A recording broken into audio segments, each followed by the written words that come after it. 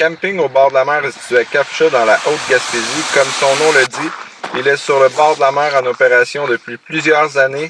Aujourd'hui, il offre 84 emplacements, incluant une douzaine de sites sans service et sans oublier les 2 et 3 services. Le camping peut accueillir des VR jusqu'à 44 pieds. Il offre également un accès gratuit au Wi-Fi, un module de jeu pour enfants, une station de vidange, une buanderie, une terrasse avec vivier pour savourer les homards cuits sur place, un accès direct à la plage. Pour le camping, on a une vue sur les montagnes. De l'autre côté, on a une vue sur la mer.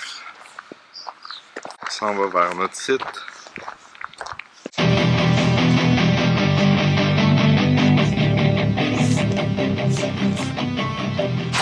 Avec vue sur la mer et la plage. Un peu plus loin là-bas, c'est la ville de Cap-Chat.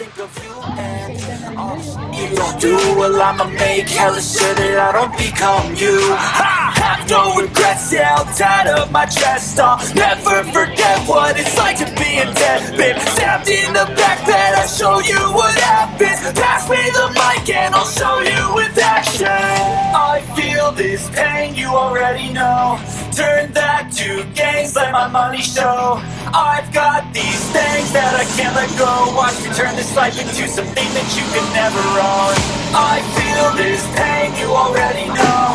Turn that to gains, let my money show. I've got these things that I can't let go. Watch me turn this life into.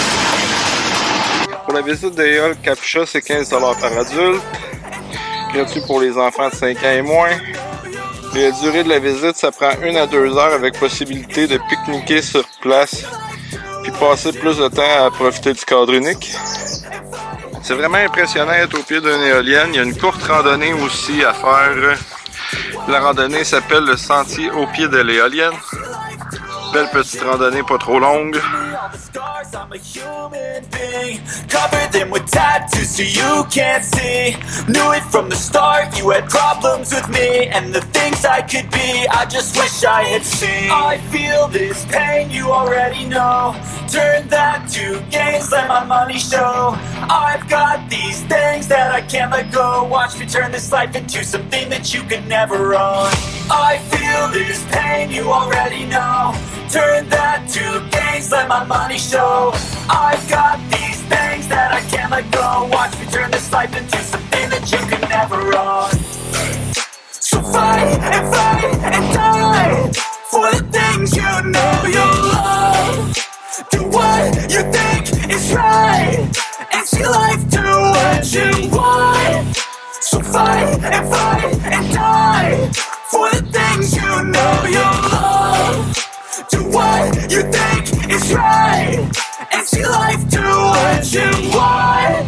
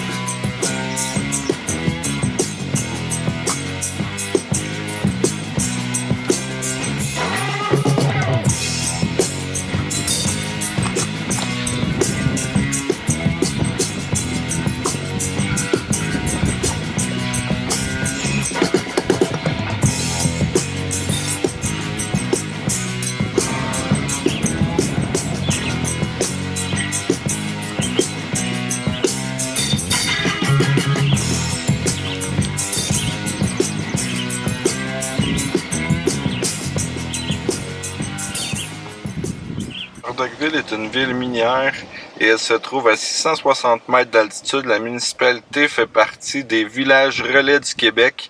La ville a été nommée en l'honneur de James Y. Murdock, un des fondateurs de la ville, propriétaire et président de la Noranda Mine. Ce village est situé en pleine forêt mixte entourée de montagnes. En 1921, les frères Miller découvrirent du minerai de cuivre dans la région. En 1938, la Noranda Mine acquit la concession des frères Miller. En 1940, la compagnie faisait des travaux de sondage. En 1951, la compagnie annonçait que cette découverte avait un potentiel de 65 millions de tonnes de minerais. Le 5 juillet 1953, la création de la ville fut officialisée à partir d'un territoire qui jusqu'à là était non organisé. Le 9 décembre 1955, la mine sortit sa première coulée de cuivre dans les années 70. La ville atteignit une population de 5000 personnes en 99 à la suite de l'effondrement du cours du cuivre et l'épuisement des ressources. La mine cessa ses opérations suivies de la fonderie en 2002, ce qui cause la perte de 300 emplois et une réduction importante de la population. Les travaux d'aménagement de la nouvelle mine de cuivre de Murdockville sont lancés en 1951. La mine de cuivre ferme en octobre 1999 en raison de l'épuisement des réserves de minerais. 300 personnes perdent leur emploi. La fermeture de la fonderie de cuivre en 2002 met fin à toutes les activités minières à Murdockville. 300 personnes perdent leur emploi à cette place aussi. Le centre d'interprétation du cuivre a été reconstruit en 2013 à la suite d'un incendie survenu en mars 2012. Le centre, qui donne accès aux galeries souterraines de l'ancienne mine de cuivre, relate l'histoire de l'exploitation minière à Murdockville. Mais présentement, le centre d'interprétation est encore fermé et on ne sait pas quand il va réouvrir, s'il y a réouverture.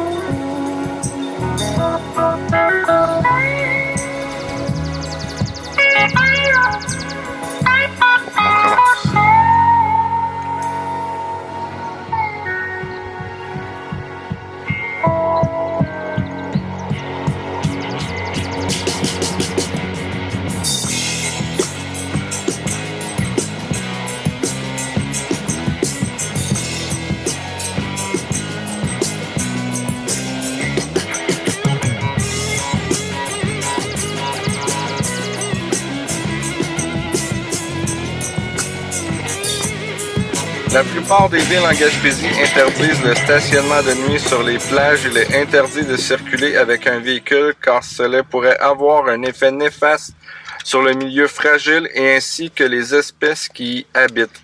Les haltes routières sont dotées de tables de pique-nique, d'installations sanitaires, eau potable et aires de jeu pour les enfants. Au Québec, il est interdit de se stationner plus de 4 heures dans une halte routière ou y passer la nuit. Les villages relais, ils disposent de stationnements accessibles en tout temps pour faire une pause ou profiter des attraits touristiques ou se reposer lors de moments de fatigue. Si on souhaite y passer la nuit, il faut voir avec les municipalités pour connaître la réglementation. On peut aussi se référer au site internet de Village Relais. Je vous mettrai le site internet dans la description du vidéo. Tout comme Sainte-Anne-des-Monts qui ont un peu évolué avec la van life qui a explosé et qui permettent sur certaines haltes désignées d'y passer une nuit. Beaucoup de touristes et plusieurs ont adopté le style van life qui est d'ailleurs de plus en plus populaire au Québec. Donc vu cette tendance qui gagne en popularité, c'est qu'il y a eu pour effet que plusieurs VR n'ont pas trouvé d'endroit où se garer lorsqu'ils ont fait leur road trip en Gaspésie. La ville de Sainte-Anne-des-Monts avait autorisé de se garer sur le terrain de l'aréna dans les années précédentes. L'été dernier, en 2021, vu le nombre d'adeptes de ce mode de vie a explosé, la ville n'avait plus assez de place avec le terrain de l'aréna, donc ils ont décidé de les accommoder en offrant le terrain de l'église comme zone VR, tout comme la halte routière dans le secteur Ruisseau. Castor, le maire précise que le nombre de véhicules pouvant s'y garer sera limité et les zones clairement identifiées pour éviter les débordements. L'aréna demeure la halte principale puisque c'est à cet endroit où il y a l'eau potable ainsi qu'une station de vidange. Et pour conclure, je vois une très belle initiative de la ville. Donc, s'il vous plaît, veuillez respecter les consignes et respecter le principe de Leave No Trace. Et peut-être que si cela fonctionne, bien d'autres villes de la Gaspésie emboîteraient le pas dans la même direction.